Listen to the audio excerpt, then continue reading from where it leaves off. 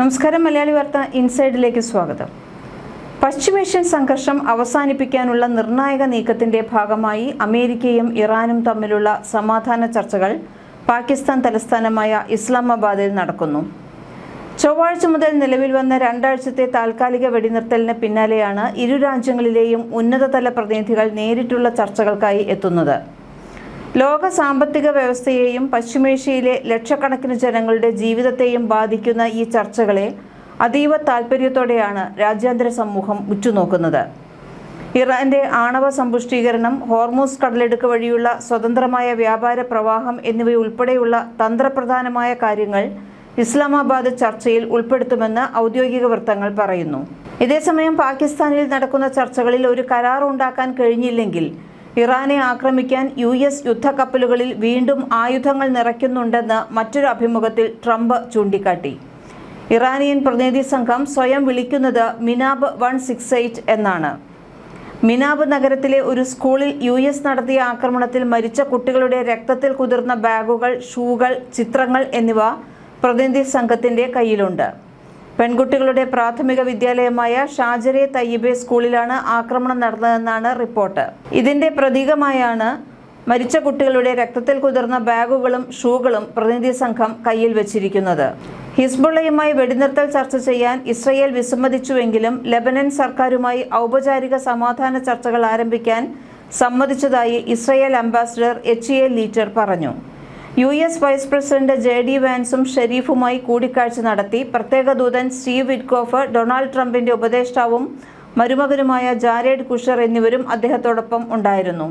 ഇതേസമയം Iran US പ്രതിനിധികൾ മുഖാമുഖം ചർച്ചകൾ നടത്തുമോ എന്ന കാര്യത്തിൽ അവ്യക്തത നിലനിൽക്കുന്നുണ്ടെന്ന് അന്താരാഷ്ട്ര മാധ്യമങ്ങൾ റിപ്പോർട്ട് ചെയ്തു. US പ്രതിനിധികളെയും പിന്നീട് ഇറാനിയൻ പ്രതിനിധികളെയും പാകിസ്ഥാൻ നയതന്ത്രജ്ഞർ മാറി മാറി സന്ദർശിച്ച് വിവിധ വിഷയങ്ങളിൽ ചർച്ചകൾ നടത്തിയേക്കാനാണ് സാധ്യത എന്നാണ് BBC റിപ്പോർട്ട് ചെയ്യുന്നത്. അതേസമയം നേരിട്ടുള്ള ചർച്ചകൾക്ക് സാധ്യതയുണ്ടെന്ന് ചില ഇറാനിയൻ മാധ്യമങ്ങൾ റിപ്പോർട്ട് ചെയ്തു. Iranian parliament speaker Mohammad Bagher Ghalibaf നേതൃത്വം നൽകുന്ന പ്രതിനിധി സംഘത്തിൽ വിദേശകാര്യമന്ത്രി അബ്ബാസ് അരാക്ചി അടക്കമുള്ളവരുണ്ട്. മുൻപത്തെ അനുഭവങ്ങൾ വെച്ച് അമേരിക്കയെ വിശ്വസിക്കാൻ പ്രയാസമാണെന്നാണ് വെള്ളിയാഴ്ച പാകിസ്ഥാനിലെത്തിയ ഖാലിബാഫ് പ്രതികരിച്ചത്.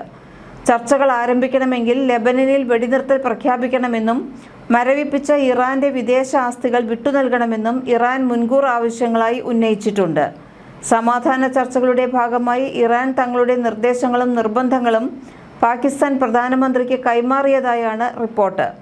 ഹോർമൂസ് കടലിടുക്ക്, യുദ്ധത്തിന്റെ നഷ്ടപരിഹാരം നൽകൽ, ഇറാന്റെ തടഞ്ഞുവച്ചിരിക്കുന്ന സ്വത്തുക്കൾ വിട്ടയക്കൽ, മേഖലയിലുടനീളം വെടിനിർത്തൽ എന്നിവ ഇറാൻ നൽകിയ റെഡ് ലൈനുകളിൽ ഉൾപ്പെടുന്നുണ്ട്. സമാധാന പദ്ധതികൾ മാധ്യമങ്ങൾ വഴി പങ്കുവച്ചിട്ടുണ്ടെങ്കിലും ഔദ്യോഗിക പോയിന്റുകളൊന്നും തന്നെ പുറത്തു വന്നിട്ടില്ല. എന്നിരുന്നാലും ടെഹ്റാൻ നിബന്ധനകൾ പാലിച്ചില്ലെങ്കിൽ ചർച്ചകൾ റദ്ദാക്കപ്പെടുമെന്ന് ഇറാനിയൻ സ്റ്റേറ്റ് TV മുന്നറിയിപ്പ് നൽകിയിട്ടുണ്ട്. നിലവിലെ വെടിനിർത്തലിൽ ലെബനനെ ഉൾപ്പെടുത്തിയിട്ടുണ്ടോ എന്നതുൾപ്പെടെ ചർച്ചകളിലെ പ്രധാന വിഷയങ്ങളാണ്. ലെബനനിൽ ഇസ്രയേലും ഹിസ്ബുള്ളയും തമ്മിലുള്ള യുദ്ധം ഇറാനിലെ വെടിനിർത്തൽ കരാറിനെ അപകടത്തിലാക്കുന്നതായി കാണപ്പെട്ടാൽ അത് നിർത്താൻ പ്രസിഡന്റ് ട്രംപ് ഇസ്രയേലിനുമേൽ സമ്മർദ്ദം ചെലുത്താൻ സാധ്യതയുണ്ട്. ബുധനാഴ്ചയുണ്ടായ വ്യോമാക്രമണങ്ങളിലൂടെ രാജ്യത്ത് വ്യാപകമായ ഭീതിയും നാശവും വിതച്ചതിനുശേഷം ഇസ്രയേൽ ആക്രമണങ്ങളുടെ വ്യാപ്തി അല്പമൊന്ന് കുറച്ചിട്ടുണ്ട്. അമേരിക്ക ഇസ്രയേലിനോട് സംയമനം പാലിക്കണമെന്ന് ആഹ്വാനം ചെയ്തതിനെ തുടർന്നാണ് ഇത് സംഭവിച്ചതെന്നാണ് റിപ്പോർട്ടുകൾ പറയുന്നത്. US പ്രതിനിധി സംഘത്തിൽ വൈസ് പ്രസിഡന്റ് JD വാൻസും പ്രസിഡന്റ് ഡൊണാൾഡ് ട്രംപിന്റെ മരുമകനും പ്രത്യേക ഉപദേഷ്ടാവുമായ ജാരേഡ് കുഷ്ണറും പ്രത്യേക ദൂതൻ സ്റ്റീവ് വിറ്റ്കോഫും ഉൾപ്പെടുന്നവരാണ് ഉള്ളത്. ചർച്ചകളെക്കുറിച്ച് വാൻസ് ശുഭാപ്തി വിശ്വാസം പ്രകടിപ്പിച്ചുവെങ്കിലും ഇറാൻ തങ്ങളെ കബളിപ്പിക്കാൻ ശ്രമിച്ചാൽ തങ്ങളുടെ ചർച്ചാ സംഘം അതിനോട് ഒട്ടും അനുകൂലമായി പ്രതികരിക്കില്ല എന്ന കർശന മുന്നറിയിപ്പും അദ്ദേഹം നൽകിയിട്ടുണ്ട്. ചർച്ചകൾക്ക് മുമ്പിലായി UAEയിലും ഖത്തറിലും മറ്റ് വിദേശ ബാങ്കുകളിലും സൂക്ഷിച്ചിരുന്ന ഇറാനിയൻ നിക്ഷേപങ്ങൾ വിട്ടുനൽകാൻ US സമ്മതിച്ചു എന്ന് ഇറാൻ വൃത്തങ്ങളെ ഉദ്ധരിച്ച് BBC അടക്കം കുറച്ചു മുൻപ് റിപ്പോർട്ട് ചെയ്തിരുന്നു. എന്നാൽ അമേരിക്കൻ ഉദ്യോഗസ്ഥർ ഇത് ഇപ്പോൾ നിഷേധിച്ചിരിക്കുകയാണ്. ഇറാനുമായുള്ള ചർച്ചയിൽ വിട്ടുവീഴ്ചയില്ലാത്ത നിലപാടുകൾ അമേരിക്കൻ പ്രസിഡന്റ് ഡൊണാൾഡ് ട്രംപ് ഇതിനോടകം വ്യക്തമാക്കിയിട്ടുണ്ട്. ഇറാൻ ഒരിക്കലും ആണവായുധങ്ങൾ നിർമ്മിക്കില്ല എന്ന ഉറപ്പാണ് അമേരിക്കയുടെ പ്രധാന ആവശ്യമെന്നും ചർച്ചയുടെ 99% ഈ ഒരൊറ്റ കാര്യത്തിലാണെന്നും അമേരിക്കയിൽ നിന്ന് സംഘം പുറപ്പെടുന്നതിന് മുൻപ് ട്രംപ് മാധ്യമങ്ങളോട് പറഞ്ഞിരുന്നു. കൂടാതെ ലോകത്തെ 1/5 ക്രൂഡ് ഓയിൽ വിതരണം നടക്കുന്ന ഹോർമൂസ് കടലിടുക്ക് തടസ്സമില്ലാതെ തുറന്നു കൊടുക്കണമെന്നതും അമേരിക്കയുടെ പ്രധാന നിബന്ധനയാണ്. ഇതിനിടെ ഇസ്ലാമാബാദിൽ ഇറാനും അമേരിക്കയും തമ്മിലുള്ള സമാധാന ചർച്ചകളിൽ ശുഭവാർത്ത പ്രതീക്ഷിച്ച് ഒട്ടേറെ കപ്പലുകൾ ഹോർമൂസ് കടലിടുക്കിലേക്ക് നീങ്ങുകയാണെന്ന് കപ്പൽ ട്രാക്കിംഗ് ഡേറ്റകൾ ചൂണ്ടിക്കാണിക്കുന്നുണ്ട്.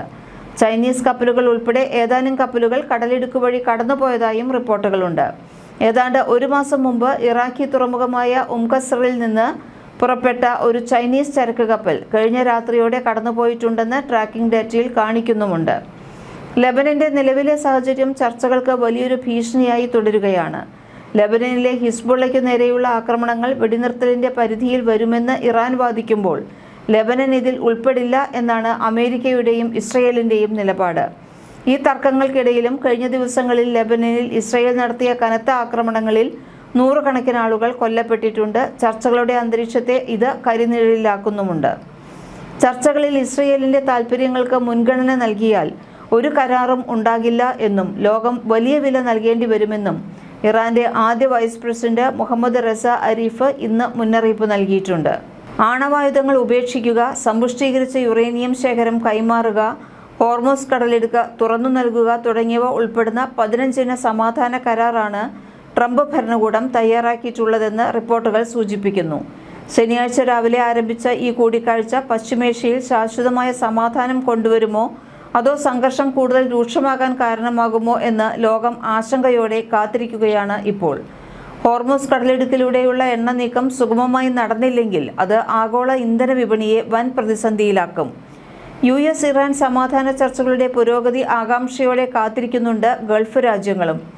US-നെയും ഇസ്രയേലിനെയും പോലെ യുദ്ധപ്രഖ്യാപനം നടത്തിയില്ലെങ്കിലും പോരാട്ടത്തിൽ അവരും സജീവ പങ്കാളികളായിരുന്നു. US സൈനിക താവളങ്ങൾക്ക് ആതിഥേയത്വം നൽകിയതിൻ്റെ പേരിലും ആ താവളങ്ങളിൽ നിന്ന് ഇറാനിലേക്ക് ആക്രമണമുണ്ടായതിൻ്റെ പേരിലും ഇറാന്റെ മിസൈൽ ഡ്രോൺ പ്രഹരത്തിന് ഗൾഫ് രാജ്യങ്ങളും ഇരയായിരുന്നു. ഇതേസമയം തെക്കൻ ലെബനനിൽ ഇസ്രയേലി ആക്രമണം തുടരുകയാണെന്ന് രാജ്യത്തെ ദേശീയ വാർത്താ ഏജൻസി ഇപ്പോൾ റിപ്പോർട്ട് ചെയ്തു. ഇതേസമയം ഡ്രോണുകളും മിസൈലുകളും ഉപയോഗിച്ച് വടക്കൻ ഇസ്രയേലിലെ കിര്യത്ത് ഷ്മോണയിലെ ഇസ്രയേലി സ്ഥാനങ്ങൾ ലക്ഷ്യമിട്ട് തങ്ങളുടെ പോരാളികൾ ആക്രമണം നടത്തിയതായി ഹിസ്ബുള്ളയും പറഞ്ഞിട്ടുണ്ട്. തെക്കൻ ലെബനൻ പ്രവിശ്യയായ നബദിയയിലെ മെഫാദൂൺ പട്ടണത്തിൽ ഇന്ന് രാവിലെ ഇസ്രയേലി വ്യോമാക്രമണത്തിൽ ഒരു റെസിഡൻഷ്യൽ കെട്ടിടം തകർന്നിരുന്നു. 3 പേർ കൊല്ലപ്പെട്ടിട്ടുണ്ട്. ബുധനാഴ്ച രാജ്യത്തുടനീളം ഇസ്രയേൽ നടത്തിയ ആക്രമണങ്ങളിൽ മരിച്ചവരുടെ എണ്ണം 303-ൽ നിന്ന് 357 ഉയർന്നിട്ടുണ്ട്. 1223 പേർക്ക് പരിക്കേറ്റതായും ലെബനൻ ആരോഗ്യ മന്ത്രാലയം അറിയിച്ചു. ഇന്ന് ഇസ്രയേൽ നടത്തിയ ആക്രമണത്തിൽ 3 അടിയന്തര സേവന ജീവനക്കാർ ഉൾപ്പെടെ 10 പേർ കൊല്ലപ്പെട്ടതായാണ് ലെബനൻ ആരോഗ്യ മന്ത്രാലയം അറിയിച്ചത്. 1 ഡസനിലധികം സ്ഥലങ്ങളിൽ നടത്തിയ റെയ്ഡുകൾ സംസ്ഥാന മാധ്യമങ്ങൾ റിപ്പോർട്ട് ചെയ്തതായി AFP വാർത്താ ഏജൻസി റിപ്പോർട്ട് ചെയ്തു. നബദിയ ജില്ലയിലെ ചില സ്ഥലങ്ങളിൽ 3 മാരകമായ ആക്രമണങ്ങൾ ഉണ്ടായതായി മന്ത്രാലയം അറിയിച്ചു. ലെബനീസ് സിവിൽ ഡിഫൻസ് സംഘവും ഹിസ്ബുള്ളയുമായി ബന്ധപ്പെട്ട ഇസ്ലാമിക് ഹെൽത്ത് കമ്മിറ്റിയിലെ 2 പാരാമെഡിക്കുകളും കൊല്ലപ്പെട്ടവരിൽ ഉൾപ്പെടുന്നുണ്ട്. അടിയന്തര ജീവനക്കാരെ ലക്ഷ്യമിട്ടുള്ള ഇസ്രയേലിന്റെ വ്യവസ്ഥാപിത ആക്രമണമാണിതെന്ന് മന്ത്രാലയം പറഞ്ഞു. അതേസമയം ഇസ്ലാമാബാദിൽ US-ഉം ഇറാനും തമ്മിലുള്ള വെടിനിർത്തൽ ചർച്ചകളിൽ പാകിസ്ഥാൻ വഹിച്ച നിർണായക പങ്കിനെ ബ്രിട്ടീഷ് പ്രധാനമന്ത്രി കെയർ സ്റ്റാമർ പ്രശംസിച്ചിട്ടുണ്ട്.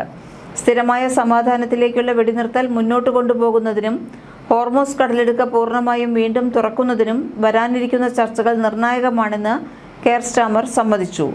UK ഇത് പിന്തുണയ്ക്കുന്നുണ്ടെങ്കിലും സംഘർഷത്തിന്റെ ദീർഘകാല പരിഹാരത്തിന് വഴിയൊരുക്കുമെന്ന് പ്രതീക്ഷിക്കുന്നുണ്ടെന്നും വ്യക്തമാക്കി. മലയാളി വാർത്ത ഇൻസൈഡ്.